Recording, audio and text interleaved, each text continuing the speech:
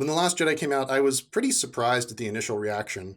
Critics seemed to gush over the thing with the regularity of Old Faithful, but audiences, and indeed the small segment of the audience that actually cared, took to the internet like a plague of locusts to gripe to the only people that actually cared, themselves.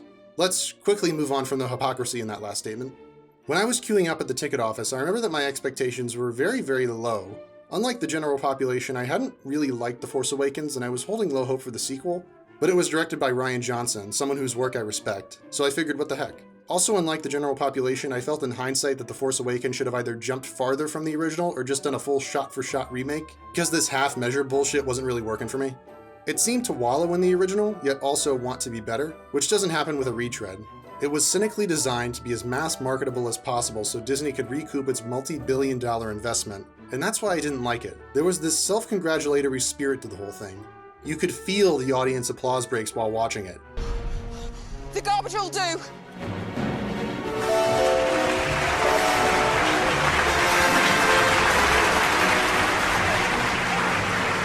Not that it was necessarily bad or pandering to the audience, it just sort of sat in the corner, smugly jerking itself off. Come on, come on! Nice job! I'm getting pretty good at this.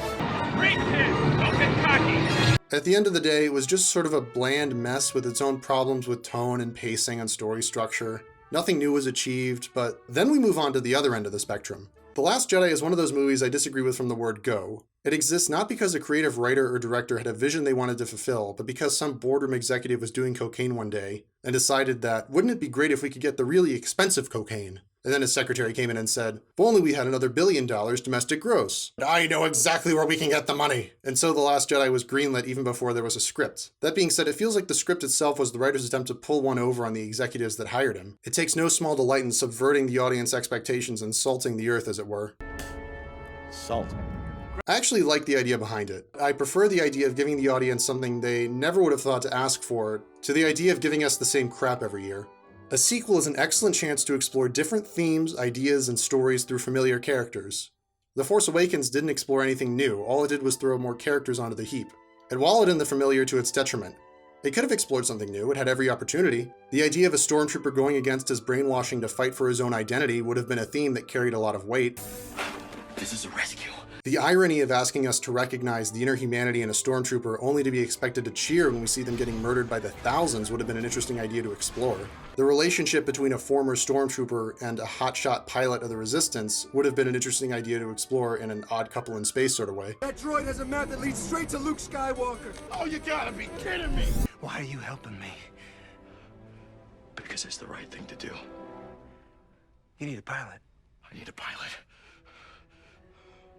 We're gonna do this. Yeah? But The Force Awakens' issue is that it eschews these natural character conflicts and questions to bring us Rey, who I believe to be the second most boring character in all of film. 3 guesses who number 1 is. It's meant to wind like a river. It comes and goes. Oh, you gotta be kidding me! Shit, I even like Hayden Christensen in the prequels more, because at least he hated sand and murdered children. Master Skywalker, there are too many of them. What are we going to do?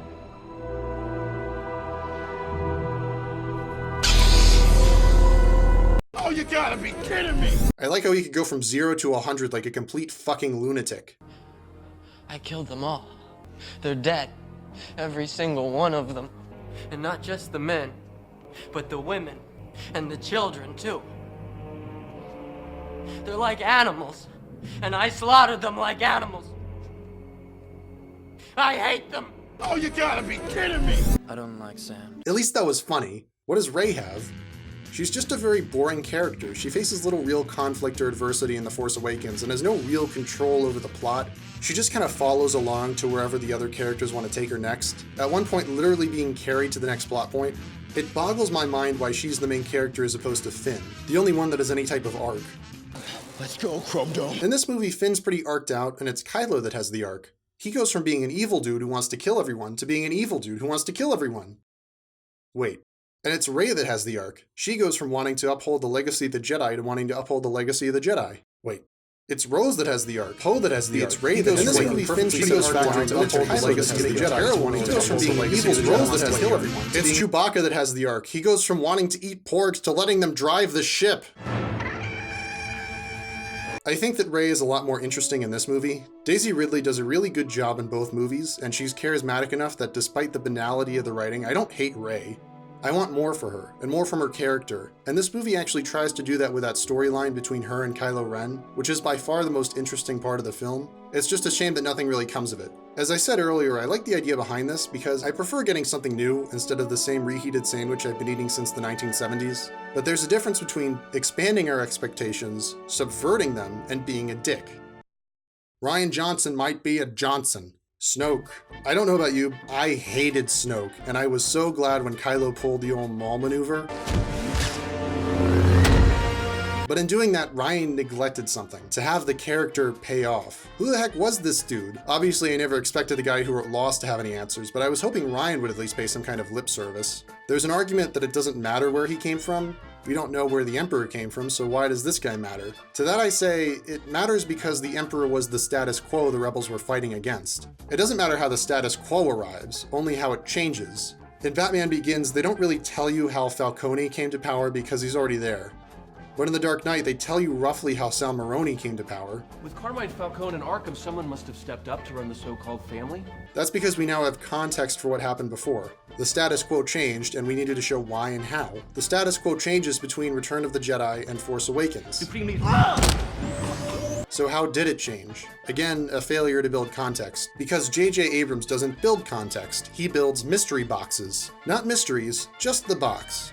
What are stories but mystery boxes? There's a fundamental question. In TV, the first act is called teaser. It's literally the teaser. It's the big question. So you're drawn into it. Then, of course, there's another question, and it goes on and on and on. I mean, look at like Star Wars. You got the droids. They meet the mysterious woman. Who's that? We don't know. Mystery box, you know. Then you meet Luke Skywalker. He gets the droid. You see the holographic image. You learn, oh, it's a message. You know, she wants to, you know, find Obi-Wan Kenobi. He's her only hope. But who the hell is Obi-Wan Kenobi? Mystery box. So then you go, and he meets Ben Kenobi. Ben Kenobi's uncle is Obi-Wan Kenobi. Holy shit, you know. So it keeps it. Have you guys not seen that? It's huge. Anyway, This isn't necessarily a bad thing. Sometimes it's fun to play with a box. Sometimes the mystery box is rewarding. Why have I not opened this? But sometimes when you open the mystery box, inside is just a piece of dog shit. Rey's parents. The biggest instance of being a dick I can think of is all that crap with Rey's parents. When I walked out of The Force Awakens, I was surprised everyone was making such a fuss about her lineage. I thought her parents were some junkers that sold her for drinking money. Turns out I was right. They're filthy junk traders who sold you off for drinking money. But the time this movie takes to make you think it's some big important reveal is classified as a war crime under the Geneva Convention. There's a difference between something not mattering and taking 30 minutes of screen time to tell me it doesn't matter and I'm stupid for thinking it did. The movie goes out of its way to trick you into thinking that her parents are going to be some big reveal and then spits in your face and laughs at you for falling for its trick. This is what I'd classify under the being a dick heading. Let's say I made a sandwich with mustard. I could spend 30 minutes describing the sandwich to you. It's got pastrami and salami and ham and provolone and some lettuce and a few thin slices of tomato, all on a fluffy sourdough bun.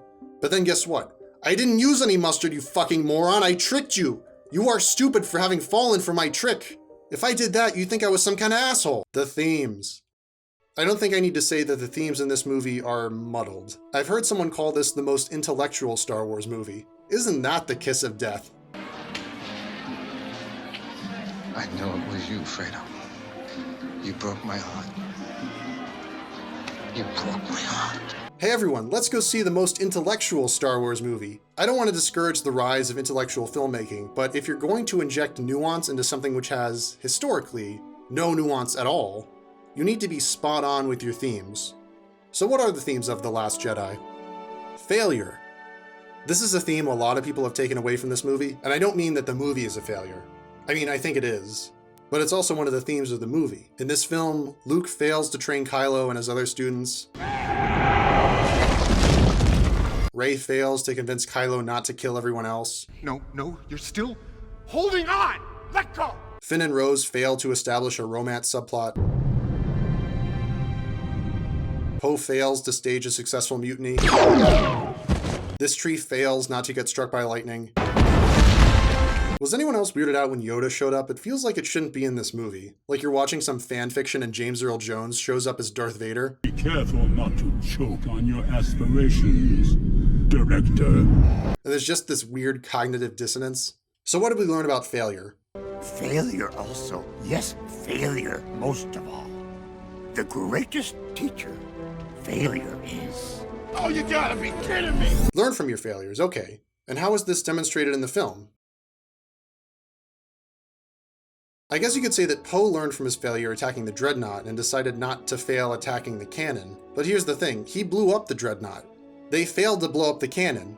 In both cases, the stake was the survival of the Resistance. If one person dies, the Resistance survives. Yeah, Finn didn't die and the Resistance survived. But that was just because Poe got lucky and there was a back door out of the fort. He was making competent decisions before. Leia just blamed him for sacrificing all the bombers.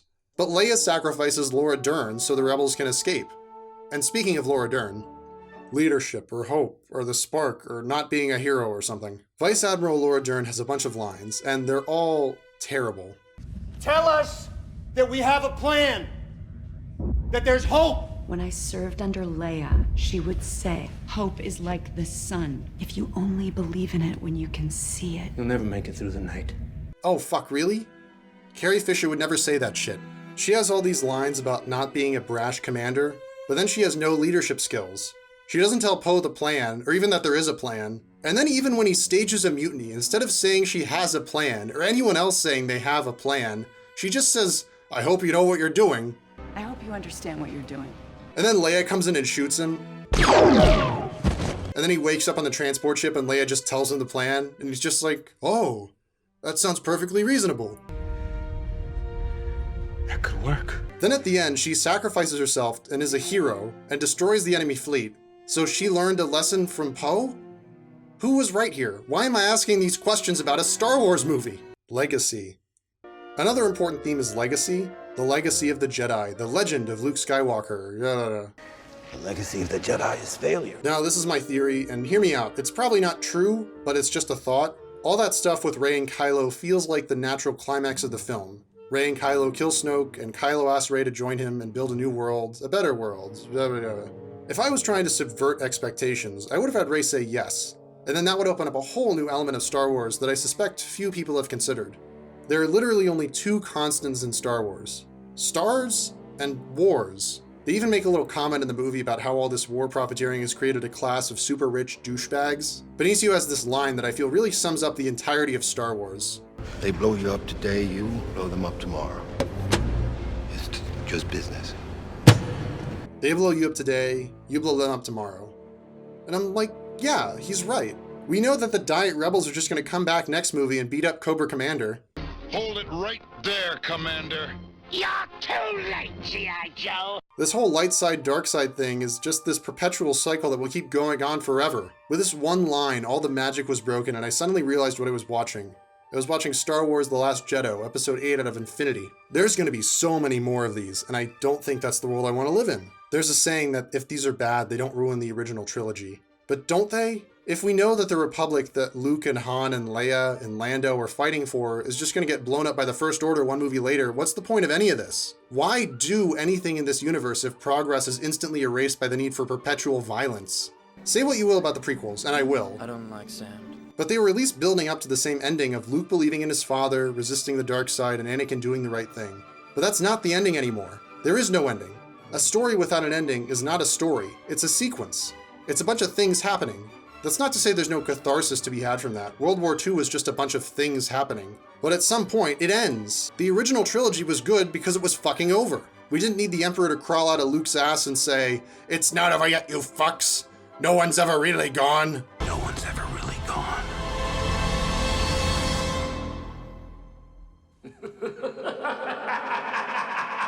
No, you're still holding on!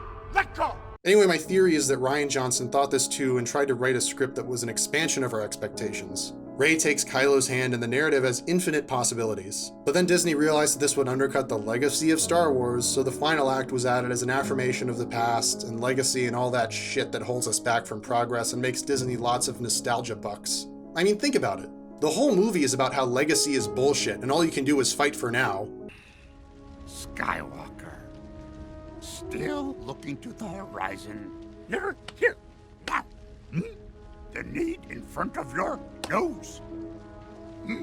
And then the last act is just like, JK, LOL. That's my totally untrue theory, but I'd like to believe it. I respect Johnson's work enough to believe that this is the film he wanted to make, and I hope he's happy with how it turned out. Some people really do like this movie, and that's good for them, because I suspect they'll be getting about infinity more just like it.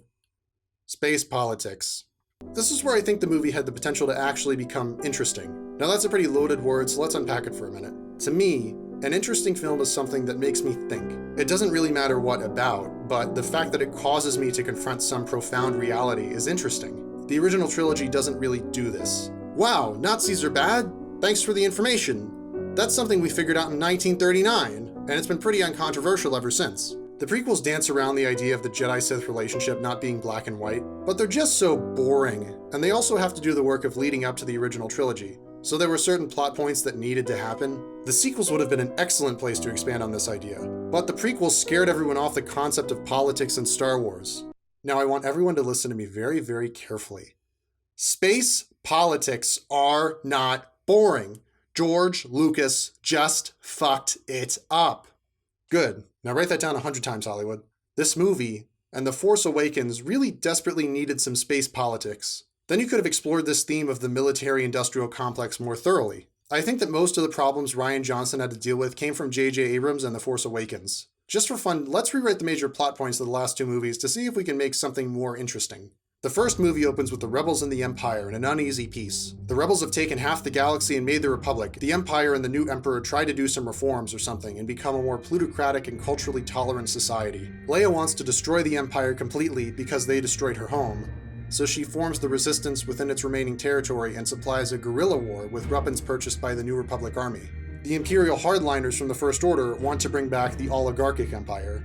There we go, instant conflict. The New Republic president or prime minister or consul or whatever wants to make peace with the Empire, but they get assassinated by the First Order, and the new Star War begins. The Resistance tries to kill the new Emperor or regent or whatever, and they find the First Order has already gotten him. Leia realizes that peace was possible, but she threw it all away when she left the New Republic Senate, and she's no better than the First Order.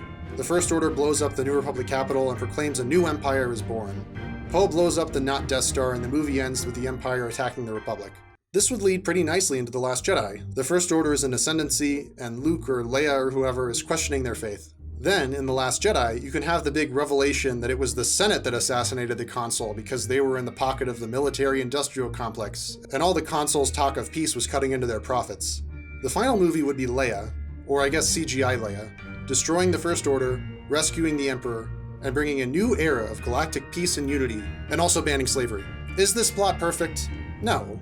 Is it better than what Abrams and Johnson wrote? I don't know, but I personally find it more interesting. I know this is sacrilege, but I think Star Wars should have taken a page from Star Trek. Most of what I just talked about was explored really well in Star Trek VI: The Undiscovered Country.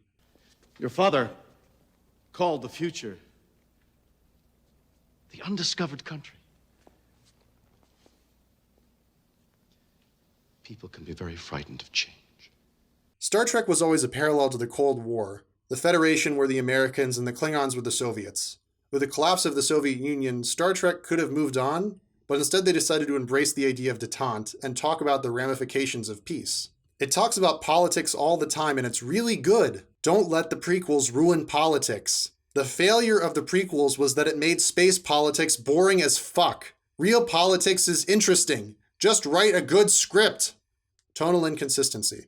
I talked about this at the beginning of the video, and I challenged you to keep track of all the times when comedy undercut the tone of the film. I think the decision to make this film more comedic will be remembered as one of its many mistakes. The original trilogy had funny moments, sure. Everything's under control, situation normal. What happened? Had a slight weapons malfunction, but everything's perfectly all right now. We're fine, we're all fine here now, thank you. How are you? But those moments came more organically from the characters, and the movie never paused for a joke. This joke with Hux and Poe stops the film cold. In this movie, the tonal inconsistency goes beyond just the jokes. The entire final act is inconsistent. It's almost like two different people wrote every other line of dialogue. Everyone's dying, but Rey's having a good time. I like this! Can you imagine this in Empire?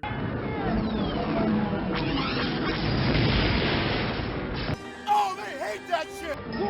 That I see it, Wedge. Good work. At the end, everyone is dead, but they're having a nice little reunion on the Millennium Falcon. It's so bizarre. Didn't all your friends just die? Go down in the comments and tell me if this actually bothered you, because it bothered the heck out of me. I also noticed a bit of visual inconsistency. Like in this scene when Finn and Rose are about to be executed in the stupidest way possible. And my axe. There's this whole army around them, and then in the next scene the army left. There's a few people on the floor, but there were a lot of people here a second ago. Another thing that I can kind of forgive is when Kylo is play fighting Luke, and there's no snow on the ground. Salt. Ground force. Oh, you gotta be kidding me! Oh, I'm sorry, salt. And then there is. It looks like it's raining salt, which, okay, the planet rains salt. That's dumb. But it could also be debris from all those blasters, so I'm not gonna lose sleep over it, but I just wanted to mention it because it felt a bit off. Conclusion. Overall, I can't say that I hate this movie because I think it's bad. I think it is, but I think the prequels are bad and I can't summon the will to hate them. At least we got some good memes out of it. I don't like sand. I hate The Last Jedi because it had the potential to be a really great film. It could have recontextualized Star Wars for the postmodern era, but instead it doubles down on the same simplistic tropes the series has been towing since 1977. I'm just so tired of all this.